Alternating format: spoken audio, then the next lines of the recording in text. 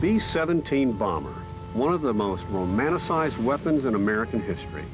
It was difficult for me to grasp that much of a generation of my elders could so cherish an airplane, much less one of such destructive power. Then I came to realize that for more than 2 years, this craft and its 11-man crew was this country's primary means of inflicting damage on our superiorly armed foes.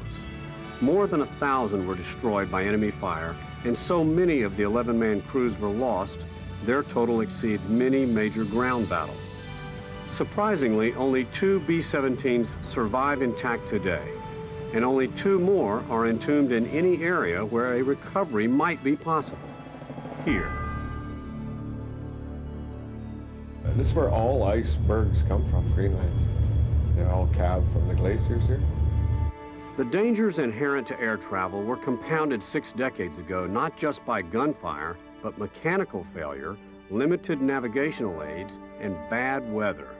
Weather was often bad over Greenland, a refueling stop for the B-17s headed to England from America. Weather changes here fast.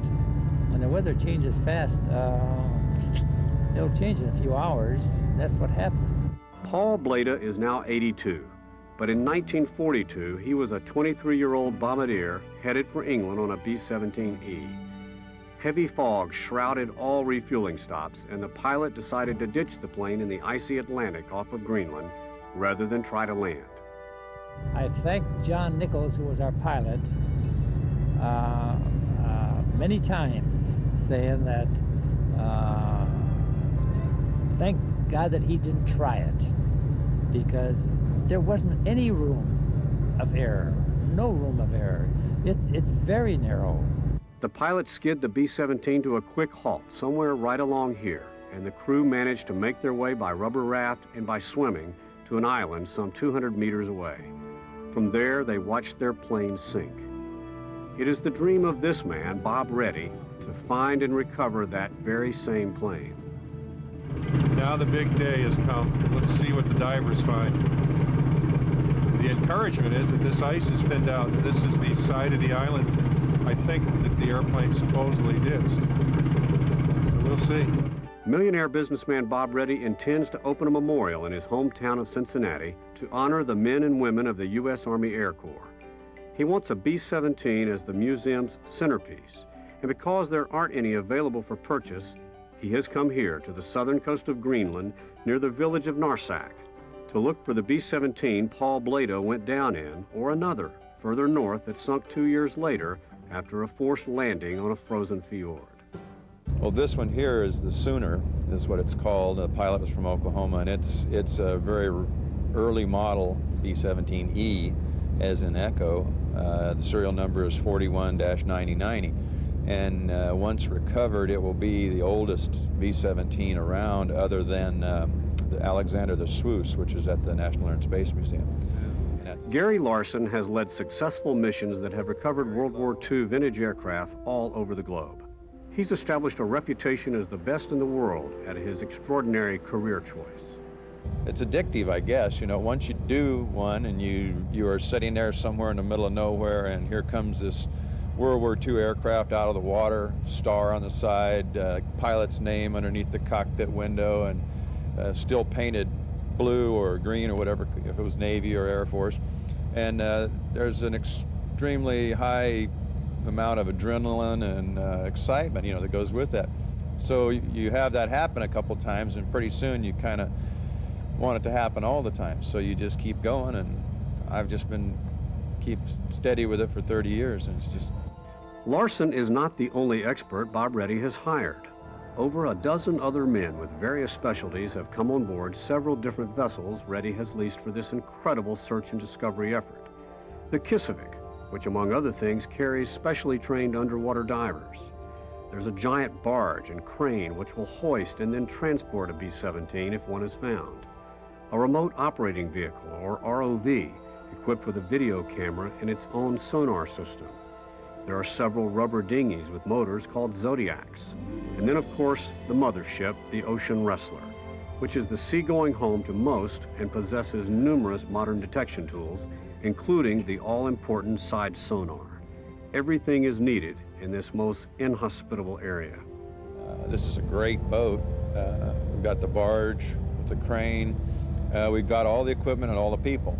And so there's no reason we shouldn't be able to find it, providing these icebergs give us a little break. Most of this island's below sea level. I mean, it's hard to believe when you look at this, but most of it where the ice cap is below sea level. And the ice is like 3,000 meters thick. And 4/5 of the island's covered with ice. That piece there probably weighs more than this boat. But the most difficult obstacle is knowing exactly where to look. Certainly the most reliable information to the Sooner's location lies in the memory of the plane's bombardier, Paul Bleda. But remember, Bleda and his 10 crewmates were hardly thinking of recovering their plane when in various stages of freezing, they pulled themselves and some salvaged belongings up from the wet waters to an island 200 meters from the floating plane. We did start a fire. There was kindling wood around there, debris, and the fellows had some whiskey in their bags. So that helped the flame. So that's when they put the clothes on the men. They got warm, new clothes, warm clothes, dry. But then after about, a half hour, 45 minutes, maybe more, I noticed in the distance that like a mirage, there was motion, and there was 2 Eskimos coming in kayaks. And the Eskimos are the one that really rescued us from that island, and that identifying and bringing us to their little village of caves and rather smelly too. And they took care of you until... No, they didn't take it. They put us in a white church. That white church on top of a hill. Outside that white church, Paul could easily see the area where his plane had gone down.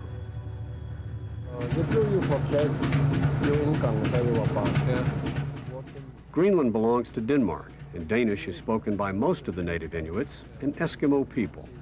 The story of the downed B-17 continues to be passed down through the generations here in Narsaq, but with failing memories and the details of where the crash site was get more murky and unreliable with each telling. Still, the crew dutifully follows up numerous leads with the native people who lead them to what is believed to be the crash site or the site of the old white church. But the church is never found, and sonar and dive searches turn up nothing of the plane. Larson then decides to ignore local advice and search the opposite end of the island for the church. That'll really piss me off if it's over there, and I've been over here all this time. Well, but you work by process of elimination. Yeah, that's all you do. Never ask You using just- equipment to Exactly. eliminate that. Well, that's what this is all about, is you just keep taking a piece here and a piece there. It's like putting a puzzle together. You just take one piece at a time. There are only a few remaining buildings left on the opposite end of the island, and none that look like a church. But finally, a search party locates a crumbling structure that Paul Bleda identifies as the church of his memories. According to Paul, the spot where the plane actually sank must be straight out into the narrow waters from this point. There is almost immediate success. With fresh enthusiasm, the search party has attacked the new region of waters, and divers turn up what appears to be part of the missing aircraft's Bombay door. For Paul Bleda, an arduous journey from his Illinois hometown and his decades-long curiosity have both been rewarded.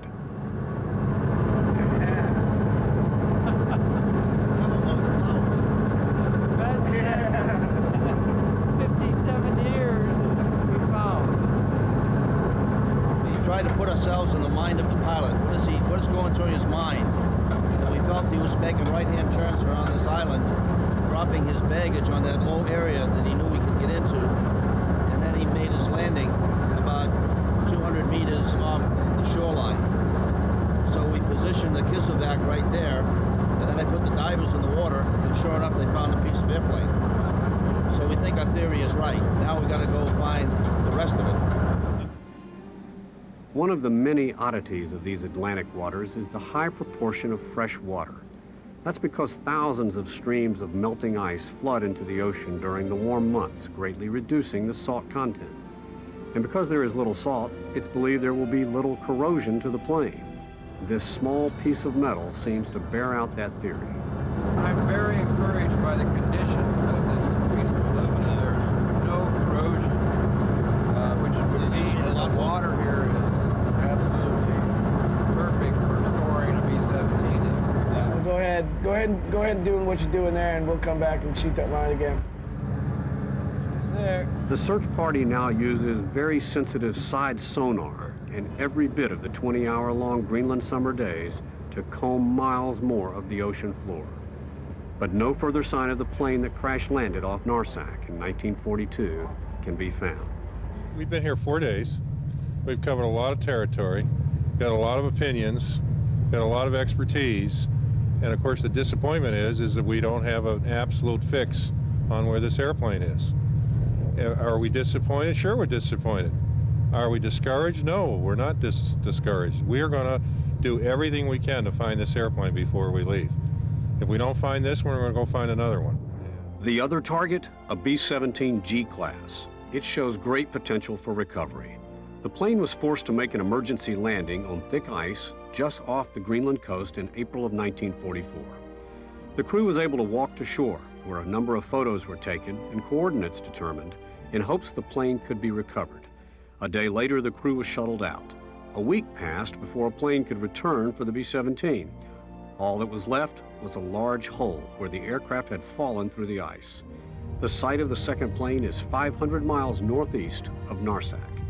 The weather right now is great on the East Coast, and the ice conditions are just precisely the way we want them for the second site. So we intend to take everything, all the equipment, go to the second site and recover the aircraft there, then return here and hopefully locate the Sooner and finish that recovery. At this point, the Kisavik returned to its home base several hundred miles in the opposite direction of the second plane. She takes with her search financier Bob Reddy, bombardier Paul Blada, and anyone else deemed non-essential to the quest for the second plane. Those aboard the Kisavik miss quite an adventure, one that began the very next day.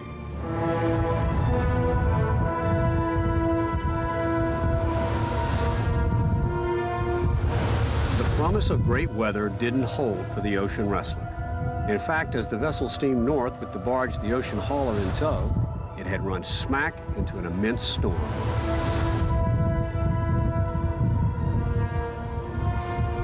Gale force winds exceeding 40 knots attacked the area, and 20-foot waves battered both vessels. Greenland's July was plunged into conditions of a midwinter North Atlantic storm. The 2-day blow resulted in the 500-mile trip taking twice as long as planned. For much of one day, the Ocean Wrestler labored to maintain 3 knots an hour, 20 knots slower than normal.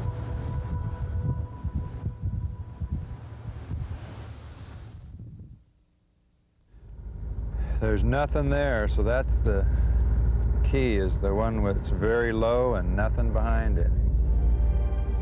The terrain on Greenland's east coast is nothing like the southwest coast from whence we've come. Jagged mountains everywhere spire majestically, and it's difficult for us to comprehend that very few other eyes have gazed upon such rugged beauty. The mountains also serve to give a clear definition to the terrain, and that means something is wrong. Though the Ocean Wrestler has reached the exact coordinates the Army Air Corps crew determined back in 1944, the photos they took are not matching the mountains we're looking at. But this isn't an aircraft. He's pretty high, maybe 500 feet above the B-17, and we're looking out through there, and we still aren't seeing anything in the background. So there's got to be wide open spaces right behind there. After spending most of a day dodging icebergs and taking more sightings, search leader Gary Larson is convinced that the actual landing site of the B-17G is the next fiord. At almost 9 p.m., even the Greenland sun has begun its descent, yet Larson is determined to depart immediately in the Zodiac to see if his theory is correct. Captain Meadows clearly disagrees with that decision. I'd be real willing to bring you on down here early tomorrow morning when you had a whole bit of daylight ahead in, stuff like that. I just kind of wonder about, you got 4 hours of steaming ahead of you for 4 hours. And it's gonna get dark. And there's a wind coming up here now. And we gotta turn around and go back with them other guys. Larson is eventually dissuaded, but at first light the next morning, he and 3 others set out in the Zodiac for the neighboring fiord. Because of the intervening mountain, it seems certain that when Larson's crew arrives at its destination, they won't be able to communicate with the mother ship. As the expedition's chief photographer, myself, along with National Geographic's Michael Moore, volunteer to climb the peak and act as a communications beacon. The trek is arduous, but when we are able to make contact with Larson, the news is great. Captain John, this is Mountaintop, and we have good news. According to Gary, they've found the location, they've matched it up with the photographs, and the mountain peaks match in that fjord. So we need you to go ahead and swing over and meet. The Ocean Wrestler promises to head out immediately and rendezvous with Larson. As for me, the day continues to be one of the more memorable of my life. Initially, we are captivated simply by the beauty of these few miles of earth, which no man may have ever before set foot on.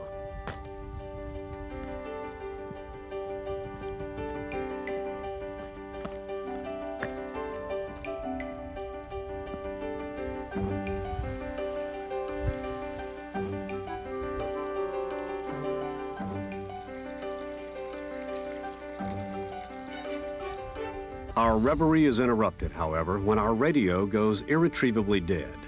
We now have to find our colleagues in the Zodiac who are located in this fjord, which is 6 miles across. Without a communication device, Greenland suddenly resembles Mars. Beautiful, desolate, but no place to be lost. And then we spent about 3 hours finding 2 cameramen who had wandered off into the fjord and got lost. It took several hours, but they found us. We're okay now, though, Steve. That's right. We're all right. Other than that, it's a beautiful day in southern Greenland. And relatively ice-free. Relatively ice-free, and I'm a happy guy. The men are elated by their discovery, but concerned. The Ocean Wrestler is nowhere to be seen. So we head back, sort of. When the sun began to shine. Because a return trip was never calculated, the Zodiac soon runs out of gas. Now, racing stiffening winds and the prospect of vanishing daylight, we row most of the miles back. Those guys in the Ocean Wrestler had better have a pretty good excuse for not showing up, and they do. It was about 12:15, 12:20. I was sitting in the mess hall munching on my clam strips, and suddenly crunch. And it was definitely different from an iceberg. You know, the iceberg kind of bounced off, and there was a little bump of the drumming. This was just hard crunch and a scrape. And I think I yelled an oath, and then everybody just came running. All the engineers and the mates came running. And The Ocean Wrestler struck a rock as it was making preparations to move to the other fjord. A diver with a camera makes a comprehensive underwater inspection of the damage. The rock has hit a seam in the hull, but it appears there has been no serious damage, except to the psyche of the crew, which now clearly understands how dangerous these uncharted waters can be. Pretty obvious just from the jolt that we'd struck something, whether it was submerged object or ice, we didn't know. I ran out to the bow. The boat was at a dead stop, climbed up on the pulpit here and looked over the side. You could see the rock shoal right below us. It looked to be 6-8 feet below the water line. Nothing was sticking out of the water. It just was just an uncharted shelf. My first concern was that we were stuck on it, that we couldn't get off of it. You know, a boat this size, this much weight moving forward could have driven itself a good ways up on that before it finally stopped. But we were able to back down off of it, and the crew was at that time in the lower deck spaces looking for damage, leaks, that kind of thing.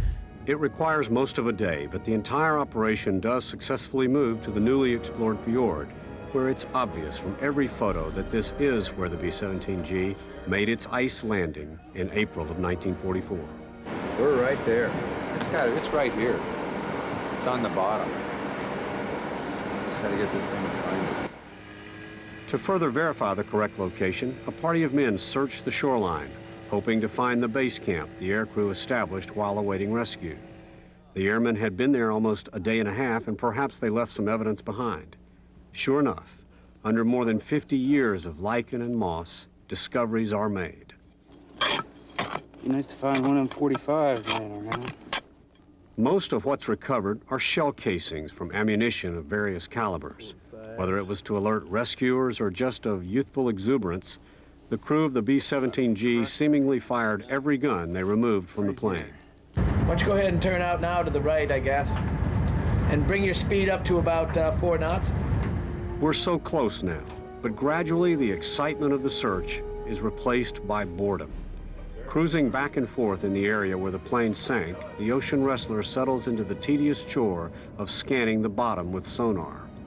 The only good news is the weather turns about as nice as it possibly can get this close to the Arctic. Some days, 50 degrees or more. Those not involved in the scanning operation relaxed. Hey, we're looking for an airplane. You haven't seen one, have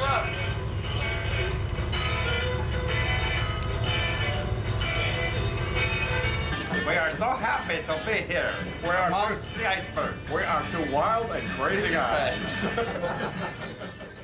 Even with these moderate temperatures, it's never possible to imagine we're anywhere but the northern edge of planet Earth. 40 feet out of the water, doesn't that make, I'd say that that's a conservative estimate. 40 feet out of the water, that makes 400 under the water, doesn't it? Yeah. As astounding as it is to know that icebergs the size of inverted skyscrapers loom all around us, we are really shocked to learn that we are in 1,600 feet of water, 600 feet more than the barge's anchor lines. That could mean more trouble. So now we got the barge over here where we can't anchor. You know, closest spot's 9 miles that way, so the weather's supposed to deteriorate and the gale's supposed to show up, so. The captain is not the only one growing frustrated. After 5 days, scanning has produced no images resembling an airplane. It's time for the most expensive piece of gear on the expedition, the ROV, or Remote Operating Vehicle. Gary Larson surmises the B-17 may have been washed to the side of the fiord, where it is being camouflaged from the sonar by the rocks. He orders the ROV into action.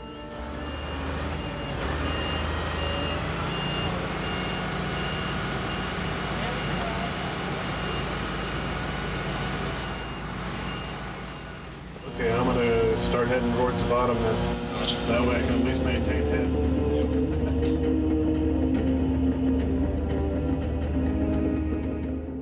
The pictures thrill us. With this kind of clarity, if the B-17G is in these waters, we'll find it. But excitement turns to disappointment as suddenly the ROV camera fails. And disappointment turns to bitter frustration as despite repeated attempts, the ROV never again delivers a single image. Finally, Larson tells the ROV crew he's convinced they'll never get the equipment operating. And without it, he informs the captain the mission has no hope of success. So anyway, that's the story. So you watched this all happen? Yes, I watched it happen. I witnessed it. I was smoking a cigar. He said, we could take another look at it. And I said, you got until this cigar goes out. Anyway, they took another look at it and it went right back down. It's something in that, you know, just spiking and just going, falling right up. So they don't think they can, like, just fix it. So if they can't fix it, we're just burning up time and money. Thanks for keeping me informed. Great. We've overcome some tremendous challenge, like the weather coming up the East Coast, going through gale storms, high waves, situations that normally this boat and barge would not go through. To get to the site that was listed in the Air Force paperwork, that was listed on the accident report, which turned out not to be the site, did not match the photos we had from the survivors. We overcame that by taking the Zodiac, going out and actually finding the site, finding the base camp. We know we're setting right now over the top of the plane, and the ROV has failed to work once.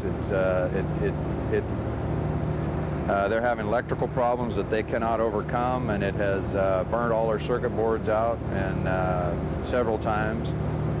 They've had hydraulic pump problems. They've had drive problems. They've had it obviously wasn't ready to come up here and do this kind of job, and that's disappointing because everything rested on it being able to do its job, and that's why we needed this big tug, big barge to get it and its equipment here.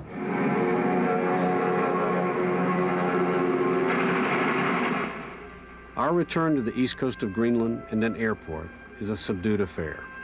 As we watch old films about the B-17 and its successor, the B-24, the sense of failure is blanketing. And we wondered, were the chances of success ever very great? Were the obstacles of time and environment always destined to defeat us? No, says the expedition's leader. This story should have had a much happier ending. The water here is almost fresh, very close to being fresh. I know for a fact this airplane, when we find it, will be in immaculate condition. It's too deep here for the bergs to have crushed it or damaged it. It is just the most frustrating thing you can imagine, and to be sitting here over the top of it. I've been working on this project myself for 7 years now. Wow. So to finally get here and get to this point, and have this happen, it's hard to describe. But one thing is for sure.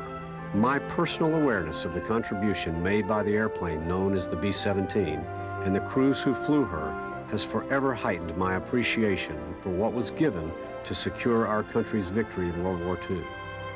And if Bob Reddy or Gary Larson ever asked me to return to Greenland and search again for the Sooner or any of her sisters, you can count me in.